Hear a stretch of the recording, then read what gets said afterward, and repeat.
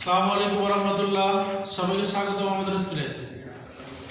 আমরা ষষ্ঠ শ্রেণী বিজ্ঞান অধ্যায় তৃতীয় পাঠ 7 থেকে 10 এই সম্পর্কে আমরা আজকে আলোচনা করব। তো প্রথমেই আমরা নিউক্লিয়াস সম্পর্কে জানবো। নিউক্লিয়াসটা কি? যা আমরা যে কোষ জানছিলাম আগের ক্লাসে, যে উদ্ভিদ কোষ এবং প্রাণী কোষ, এই কোষের ভিতরে একটা অঙ্গাণু হচ্ছে নিউক্লিয়াস। তো এই নিউক্লিয়াসটা সাধারণত এর কাজ কি? কোষের যাবতীয়, অর্থাৎ কোষের ভিত্তি বলা হয়, অর্থাৎ যাবতীয় কাজ নিয়ন্ত্রণ করে হলো এই নিউক্লিয়াস, কোষের প্রধান। তো এই নিউক্লিয়াসটা আমরা দেখি যে কেমন হয়।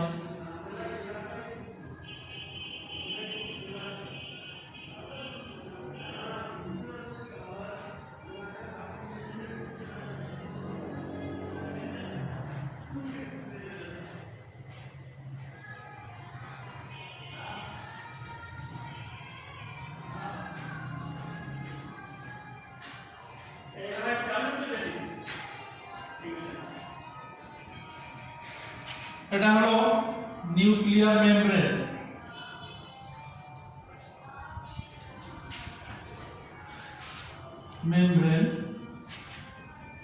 নিউক্লিওলাস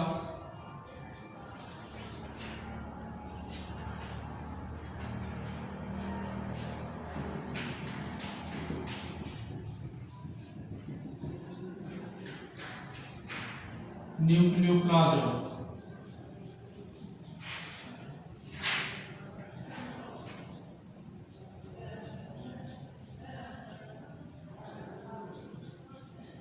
নিউক্লিওপ্লাজম আর ক্রোমাটিন তন্তু।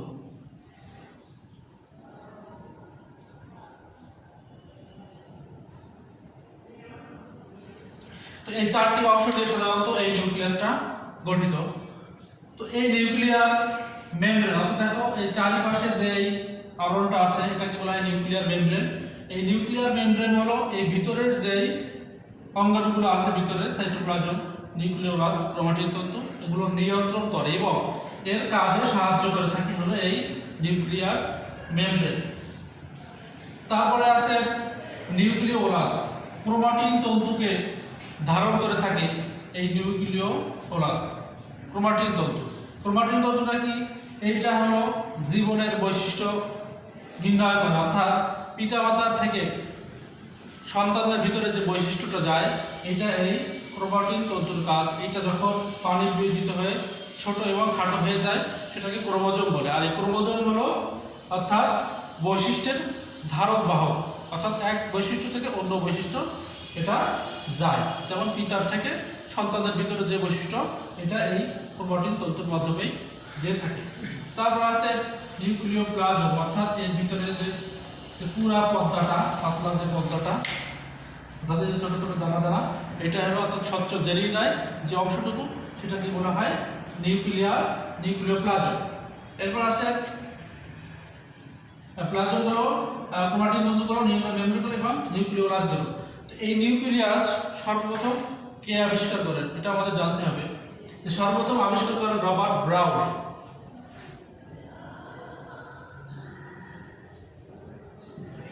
আবিষ্কারক রবার্ট ব্রাউন 1831 সালে।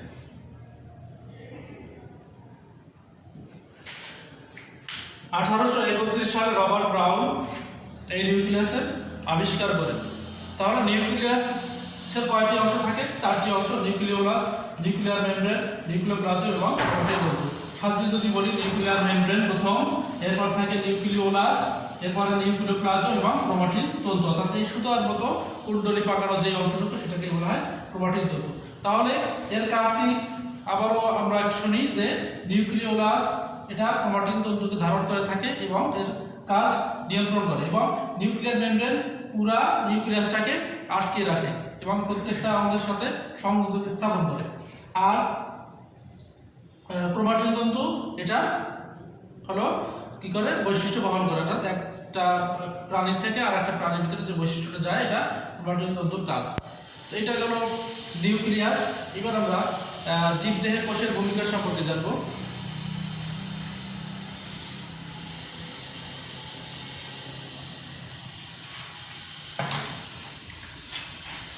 জীবদেহে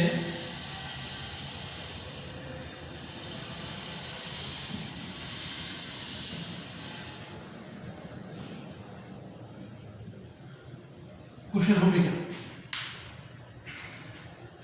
তাহলে আমরা কোষ শিখছি আগের ক্লাসে যে কোষ হলো জীবদেহের গঠন এবং কাজের এককে বলা হয় কোষ। অসংখ্য কোষের সমন্বয়ে আমাদের এই দেহ গঠিত, কোটি কোটি কোষের সমন্বয়ে আমাদের এই দেহটা গঠিত হয়ে থাকে।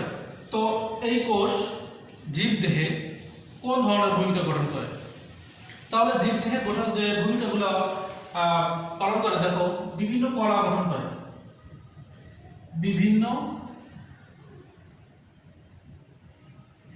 কলা গঠন করে। আচ্ছা, কলা কি? যখন কতগুলো টিস্যু, কতগুলো কোষ যখন একত্রিত হয়ে একটি অঙ্গ গঠন করে সেটাকে বলা হয় কলা বা টিস্যু। যখন কতগুলো কোষ একত্রিত হয়ে যখন একটা অঙ্গ গঠন করে তখন তাকে বলা হয় কলা বা টিস্যু।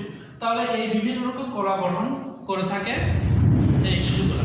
যেমন কি কলা গঠন করে, যে তুমি মনে করো হাত, চোখ, নাক, মুখ প্রত্যেকটাই তোর একটা অঙ্গ, তাই না? এরকমের এইগুলো গঠন করে থাকে। তোর বিভিন্ন অঙ্গ গঠন,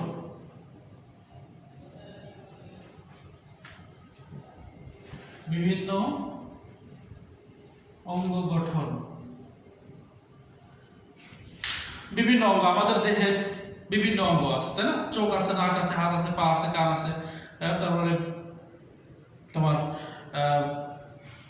কি বলা যায় যে পেটের ভিতরে হৃদযন্ত্র আছে, তারপরে পাকস্থলী আছে, বিভিন্ন রকমের কি আছে অঙ্গ আছে। তো এই অঙ্গগুলা এই কোষ কি করে গঠন করে, অর্থাৎ কতগুলো কোষ মিলেই এই অঙ্গগুলা গঠিত হয়ে থাকে। তারপরে দেখো তুমি যদি উদ্ভিদের দিকে তাকাও তাহলে এর মূল, কাণ্ড, পাতা, শাখা প্রশাখা, ফুল, ফল, এই যেগুলা এইগুলা গঠন করে থাকে এই কোষ। অর্থাৎ প্রত্যেকটা কোষ মিলিত হয়েই কি হচ্ছে অঙ্গ গঠন করতেছে। তারপরে জীবদেহের গঠন,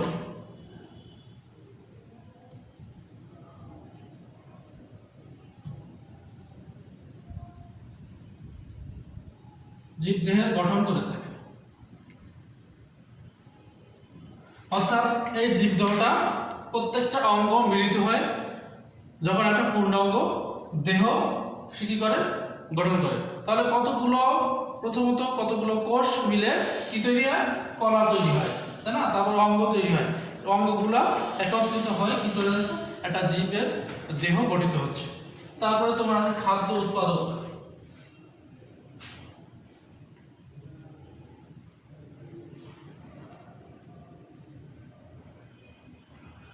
খাদ্য উৎপাদক যেমন উদ্ভিদের ভিতরে আছে প্লাস্টিড আছে, ক্লোরোফিল আছে, বিভিন্ন রকমের এরকম কোষগুলো আছে।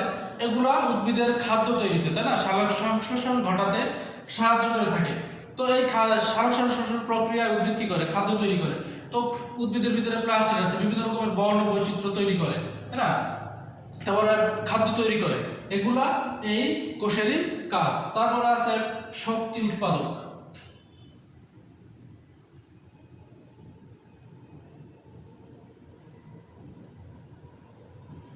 আমরা কোষের পাওয়ার হাউস জানি মাইটোকন্ড্রিয়া, অর্থাৎ এই যাবতীয় শক্তি এই মাইটোকন্ড্রিয়ার ভিতরেই তৈরি হয়ে থাকে। তাহলে কোষের শক্তি উৎপাদক আছে মাইটোকন্ড্রিয়া। এটা কোষ, কতগুলো কোষ মিলিত হয়ে ওই দেহটা গঠিত হয়েছে এবং ওইটার কাজ হলো কি শক্তি উৎপাদন করে। তাহলে জীবদেহে যে কোষের ভূমিকা, এগুলো আমরা বিভিন্ন কলা গঠন করে, বিভিন্ন অঙ্গ গঠন করে, জীবদেহে গঠন করে থাকে, খাদ্য উৎপাদন করে থাকে, শক্তি উৎপাদন করে থাকে। এরপর কি করে খাদ্য ও পানি সঞ্চয় করে রাখে, খাদ্য ও পানি সঞ্চয় করে। অর্থাৎ দেখো কিছু কিছু উদ্ভিদ যেমন আলু, পেঁয়াজ, হলুদ, আদা এগুলো কি করে খাদ্য সঞ্চয় করে রাখে, অর্থাৎ তার দেহের ভিতরে পানি সঞ্চয় করে দীর্ঘদিন সে বেঁচে থাকে। যেমন একটা আলুকে যদি আমরা ঘরের ভিতরে রেখে দিই তাহলে কি দীর্ঘদিন থাকে না? কেন থাকে? তার ভিতরে যে খাদ্যটা আছে, যে পানিটা সঞ্চয় করা আছে, এটা দিয়ে সে তার জীবনটা পরিচালনা করে, তাই না? আদা, পেঁয়াজ, রসুন এগুলো সবই কি করে? খাদ্য এবং পানি সঞ্চয় করে তার দেহকে ঠিক রাখে, দীর্ঘদিন সে টিকে থাকে। তারপর আছে উৎসেচক নিঃসরণ।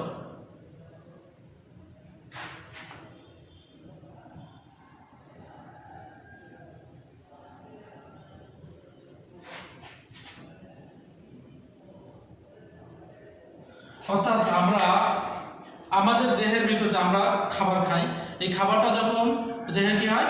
পরিপাক হয়, পরিপাক হয়ে অপচয় যে অংশটুকু, এই অংশটুকু রেচন তন্ত্রের মাধ্যমে আমরা কি করি? বের করে দিই। তারপরে আমরা পানি খাই, এই পানিটা আমাদের ঘামের মাধ্যমে বের হয়ে যায়। তো এই যে এগুলা কিন্তু সব এই কোষেরই ভূমিকা, অর্থাৎ এই কোষগুলা হলো এই কাজগুলো করে থাকে। তাহলে খাদ্য অর্থাৎ উৎসেচক নিঃসরণ, অর্থাৎ আমাদের যে বিপাকীয় প্রক্রিয়ায় অর্থাৎ যা বের করে দেয় সেটা হলো এই উৎসেচক নিঃসরণ। তাহলে আমরা জানতে পারলাম যে জীবদেহ কোষের যে ভূমিকা, বিভিন্ন রকম কলা গঠন করে, বিভিন্ন রকম অঙ্গ গঠন করে, জীবদেহ গঠন করে, খাদ্য উৎপাদন করে, শক্তি উৎপাদন করে, খাদ্য পানি সঞ্চয় করে এবং উৎসেচক নিঃসরণ করে থাকে। এগুলা গেল জীবদেহের কোষের ভূমিকা। তাহলে আমাদের আজকে যে 7 থেকে 10 পার্টের ভিতরে আমরা দুইটা জিনিস সম্পর্কে জানলাম, একটা হলো নিউক্লিয়াস এবং একটা হলো জীবদেহ কোষের ভূমিকা। তো আজকে এই পর্যন্তই। তোমাদের একটা বাড়ির কাজ দিয়ে দিই। তো দেখো, তোমাদের বাড়ির কাজটা তোমরা করবা, নিউক্লিয়াসের চিহ্নিত চিত্র অঙ্কন করো বাসায় বসে। এগুলা পরীক্ষার খাতায় আসে, চিহ্নিত চিত্র অঙ্কন করতে আসে, এটা তোমরা বাসায় বসে শিখবা।